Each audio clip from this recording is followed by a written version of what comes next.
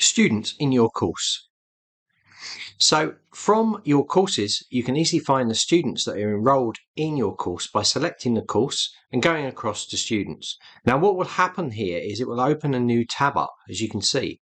And if you look down on the left hand side, it's actually just going through the people area from Site People.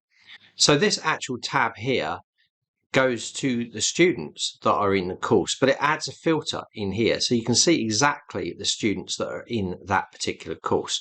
And of course you can run reports. So this is the tab Students under Courses, but you can also go to Site and go down to your students on the left hand side, and then you can actually filter out using advanced filters people that are in the course as well. But it just makes it a more convenient way to do it directly from the course, because then the filtering is automatically supplied inside of here, as you can see.